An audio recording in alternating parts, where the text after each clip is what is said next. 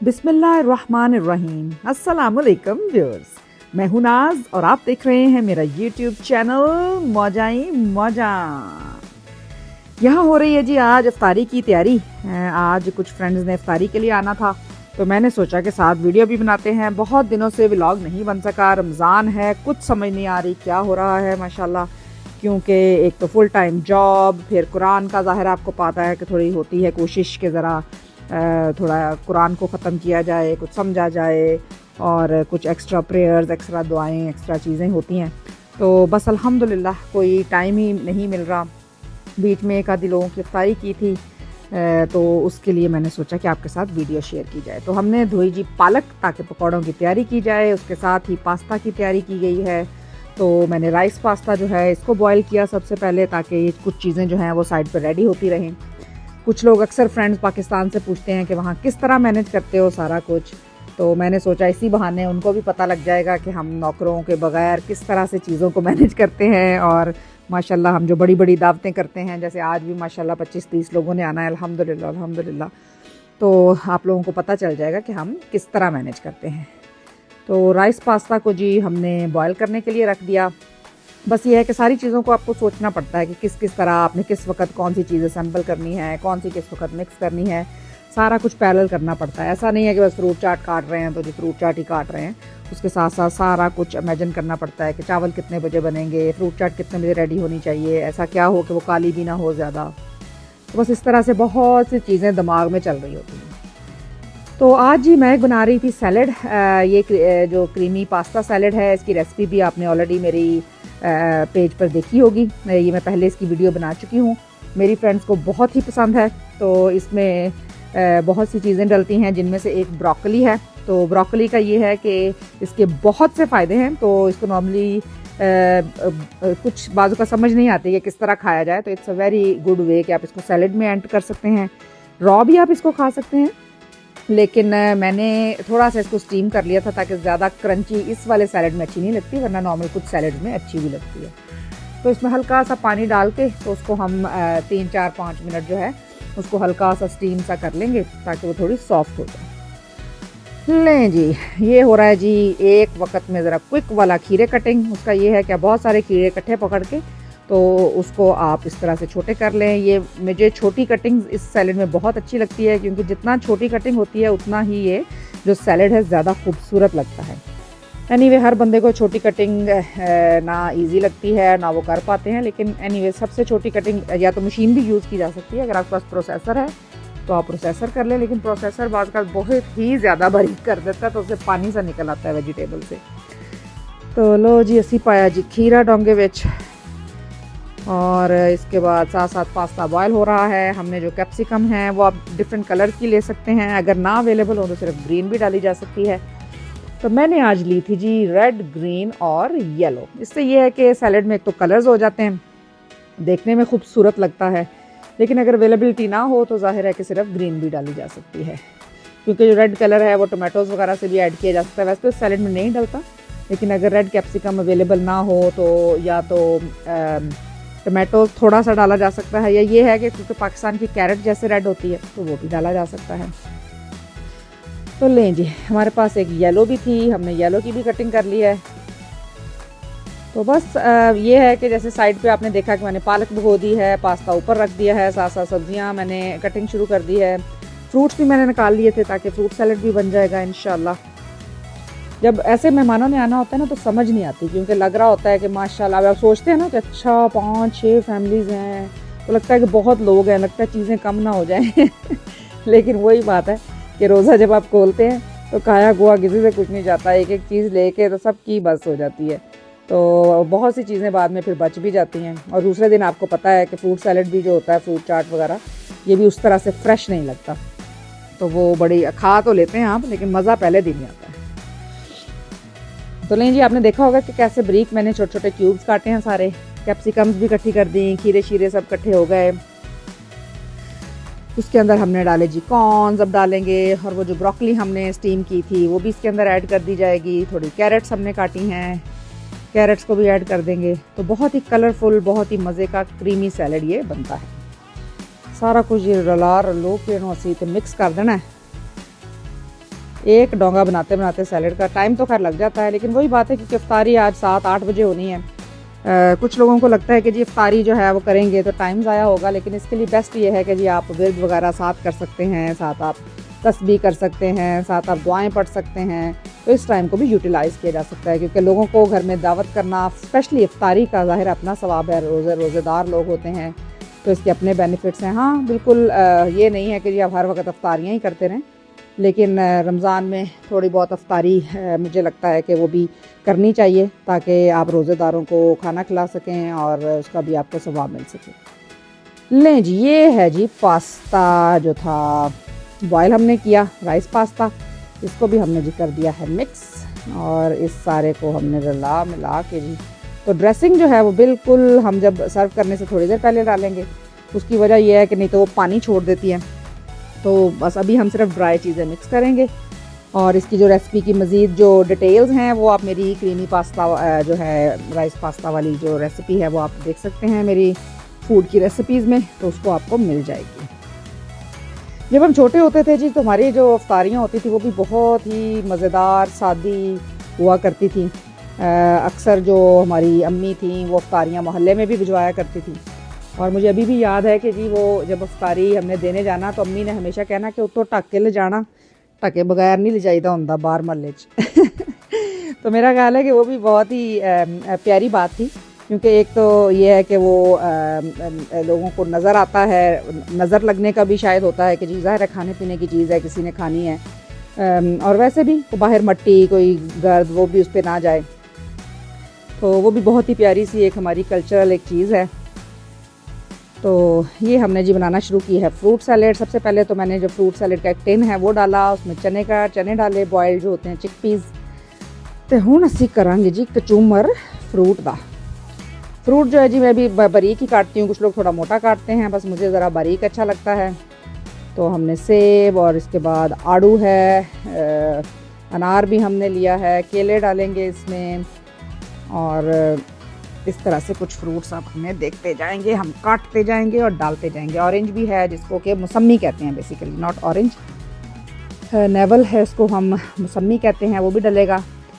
तो फ्रूट चाट जो बस एक ही बाउल बनाएंगे, वो देखने में लगता है थोड़ा सा, लेकिन वही बात है हर किस, क्योंकि बहुत सारी चीज़ें होती हैं ना, या तो बस 2-3 चीज़ें हों तो फिर तो ये होता है जी कि ज़्यादा सारी बनानी है। लेकिन क्योंकि वो देखें सैलेड है, फ्रूट सैलेड है, साथ बिरयानी बनेगी, साथ और भी कुछ आपको स्टार्टर्स दिखाएंगे कि हमने बनाने हैं, तो हर बंदा एक एक चीज़ भी बड़ी मुश्किल से लेता है, बल्कि हर चीज़ चक्की भी नहीं जाती, तो थोड़ी थोड़ी बस सारी बना ली जाए। मेरा ख्याल है एक बाउल विल बी एनफ इंशाल्लाह।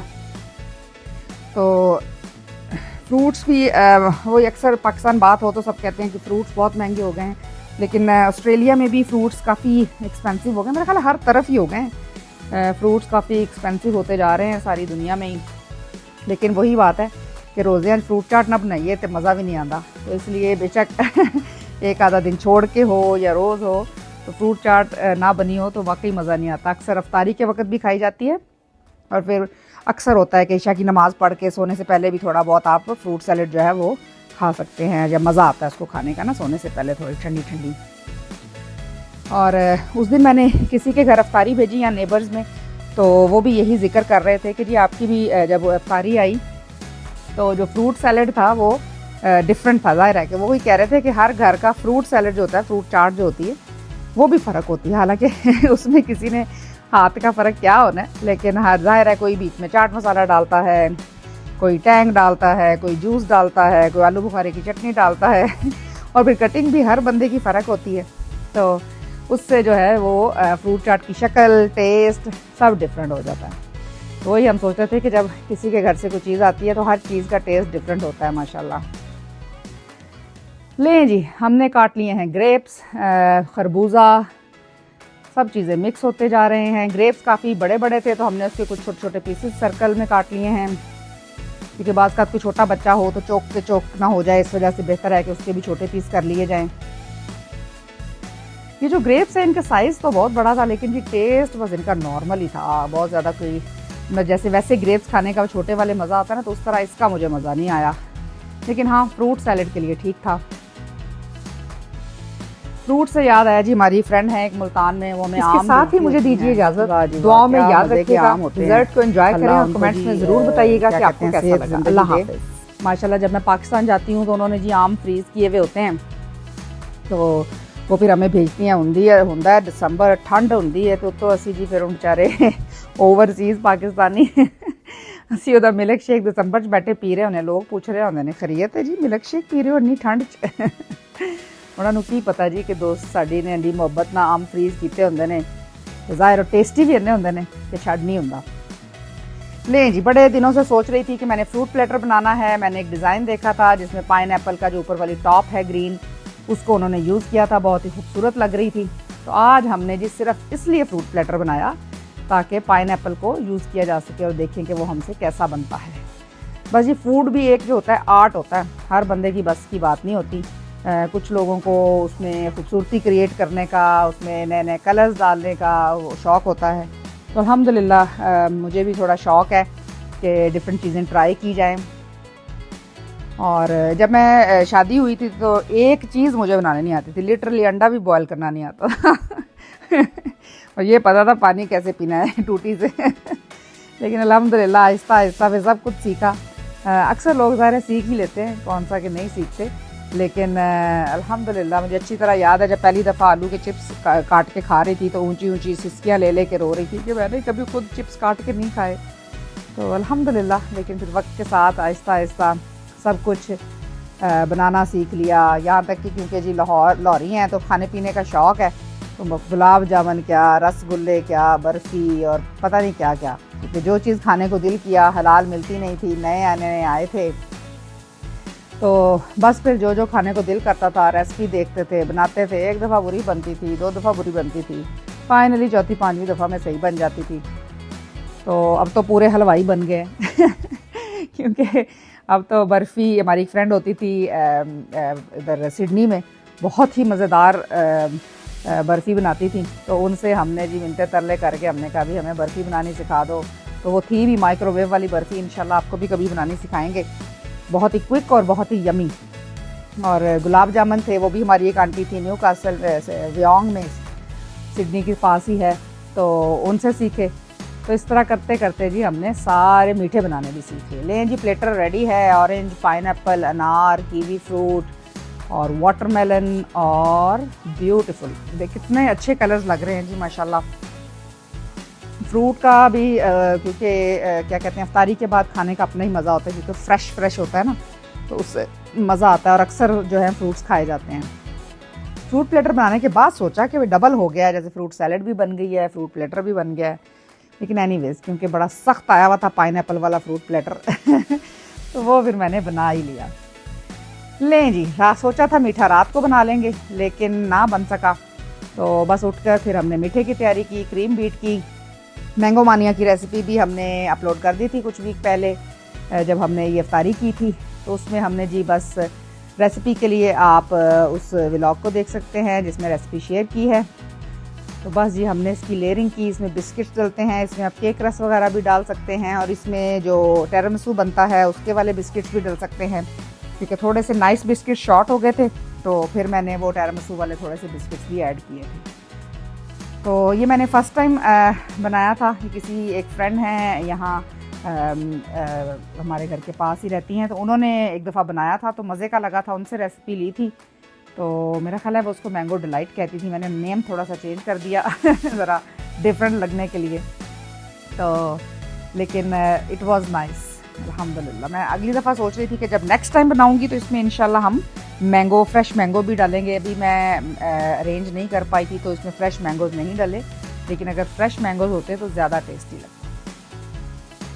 बस ये मीठा हमने ये बना लिया था, और क्योंकि इफ्तारी के बाद थोड़ा सा मीठा खाने को भी ज़रूर दिल करता है। उसके साथ साथ जी हमने तैयारी शुरू की स्लाइडर्स बनाने की। तो हमने आलू उबाले थे, उसमें नमक मिर्च वगैरह डाली, और इसके छोटे छोटे से जैसे आलू की टिक्कियाँ होती हैं उस तरह मैं बनाऊँगी। बहुत ज़्यादा इस पर मैंने कुछ चीज़ें धनिया वनिया नहीं था, बस सिर्फ आलू और नमक मिर्च मसाला ही डालकर, तो इसको मैंने छोटे छोटे से टिक्कियाँ फ्राई कर ली थी, बहुत ही छोटी, क्योंकि स्लाइडर्स जो हैं वो काफ़ी छोटे साइज़ के हैं। इसमें हमने ज़ीरा शीरा डाला, तो इसको अब हम कर लेंगे जी फ्राई। आलू की टिक्कियाँ तो जी वैसे भी बस स्कूल की याद दिला देती हैं। स्कूल के बाहर नान और आलू की टिक्की हुआ करती थी, बड़ा ही रज के गंदा काम होता सी जी, पर मज़ा ओए होए होए होए पूछो ही ना, बहुत मज़ा आता था। और स्कूल से मिलता था जी समोसा और नान, हालांकि बड़ा ही वियर्ड कम्बिनेशन है लेकिन इट्स अ ग्रेट कम्बिनेशन। कहीं आपको बड़ा वाला समोसा मिले तो ज़रूर ट्राई करिएगा। सिडनी में हमारी एक फ्रेंड है, उनकी शॉप है, तो वहाँ पर समोसे और नान होते थे, तो उनको भी मैंने इंट्रोड्यूस कराया था और वो अभी भी याद करती हैं कि तुम आओगी ना तो नान समोसा खाएंगे तो बस ये यादें हैं, हर इंसान की अपनी यादें होती हैं वक्त की। तो ये ले जी छोटी छोटी हमने बनाई आलू की टिक्कियाँ। इनको हमने थोड़ा फ्राई कर लिया। डायरेक्ट भी लगाया जा सकता है स्टार्टर्स बनाने के लिए, लेकिन हर इस स्टेप से जो कि हम ऐड करते हैं उससे ये है कि उसके टेस्ट में थोड़ा डिफरेंट आ जाता है। क्योंकि अगर हम ये वैसे ही आलू लगाएंगे और अगर हम फ्राई करके लगाएंगे तो ऑफ कोर्स उसके टेस्ट में फ़र्क होगा। एवं जी जी जिंज लोग एयर फ्राइड चीज़ा बना के खाते हैं, ਅਸੀਂ ਡੀਪ फ्राइड खाने ज़मीन आसमान का फर्क है, लेकिन वही गल है वजन भी साडा ही वादा है वो सारे बेचारे चंगे चंगे हेल्दी ने माशाल्लाह तो बस जी ये सारी हम करके तो उसके बाद हम इसके स्लाइडर्स बना लेंगे। स्लाइडर्स के लिए हमने छोटे छोटे से बन लिए हैं, वो अभी हम थोड़ी देर में आपको दिखाएंगे। तो उनके अंदर बस ये टिक्कियाँ लगाएंगे और उसमें आप किसी किस्म की चटनियाँ भी डाल सकते हैं, जैसे इमली की चटनी, जिसको जो पसंद हो, tomato sauce, chilli sauce, garlic sauce, या मेरे बच्चों को जैसे मेयोनीज़ उसमें अच्छी लगती हैं तो मैं वो डाल लेती हूँ।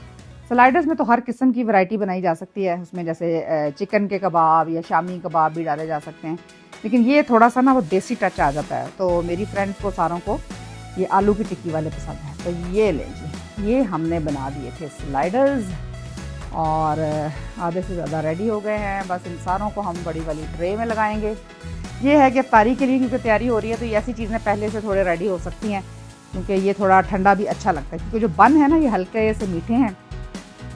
नहीं जी, साथ ही हमने की जी सेटिंग की तैयारी। तो हमने नीचे बिछाया था लॉन्ग साइड रनर, उस पर फूल शूल रखे, लाइटें लगाई, सैंडविचेस बने और साथ ही जी हमने जो ये स्लाइडर्स बनाए हैं, हमने जो फ्रूट प्लेटर था उसको हमने एक वुडन क्रेट था उसके ऊपर रख दिया है, कैंडल्स ऑन कर दी हैं और ये आ गए जी हमारी फ्राइंग भी शुरू हो गई है, क्योंकि अफ्तारी का टाइम 7:35 हो गए हैं जी, बस थोड़ा सा टाइम रह गया है।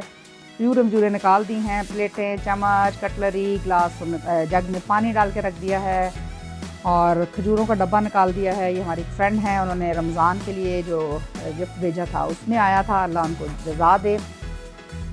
तो नियरली भी सब कुछ रेडी है। दूध में रूह अफ़ज़ा भी डाल दिया है, यहाँ पर एक रख दिया है और एक हमने रख दिया है डाइनिंग टेबल पर। बिरयानी भी निकाल दी गई है जी। तो बस ये सब रेडी है। बस इसका मतलब है कि जी इफ्तारी का टाइम होने ही वाला है।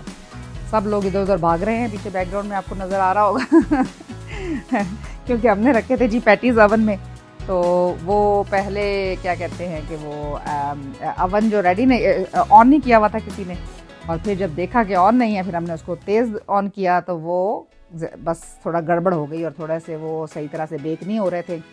ये हमारी फ्रेंड लाई थी लजानिया और वाइट सॉस वाला पास्ता, यम यम लगता है जी। बिल्कुल इफ्तारी का टाइम होने वाला है। रोस्ट निकाल लिया गया है। चिकन के ऊपर हमने रोस्ट के ऊपर डालने थे फ्रेंच फ्राइज, लेकिन अब टाइम नहीं था तो बस जी कोई गल नहीं जी, किसी ने नहीं पता कैसे चिप्स पाने सी खैर ही है। बस ये था कि बच्चे आए हैं तो बच्चे चिप्स शौक से खाते हैं। पकौड़े हमने जी साथ साथ फ्राइंग शुरू की। पकौड़े ये होता है कि वो तो जी रोज़ा खुल रहा हो तो फॉर श्योर बन ही रहे होते हैं। ये जो फ़िश है जी एक फ्रेंड फ्राई करके लाई थी, तो अल्हम्दुलिल्लाह अल्लाह ने बहुत सारा रिज़्क़ हमारे घर भेजा, बहुत से लोगों ने खाना खाया अल्हम्दुलिल्लाह। तो बहुत ही मज़ा आया। सब जो मेहमान आते हैं उन सब के हिस्से का रिज़्क़ भी आपके घर भेज दिया जाता है। तो अल्हम्दुलिल्लाह मेहमानों की अपनी बरकत, अपनी रौनक होती है। एंड में किया जी हमने मीठा सर्व, तो मैंगो मानिया, साथ एक फ्रेंड केक लाई थी। अब हम इसको एंजॉय करते हैं और पीते हैं चाय। आप भी हमें दुआओं में याद रखिए। मिलते हैं अगले व्लॉग में। अल्लाह हाफिज़। Like, subscribe and press the bell icon so you will never miss another video. Thank you.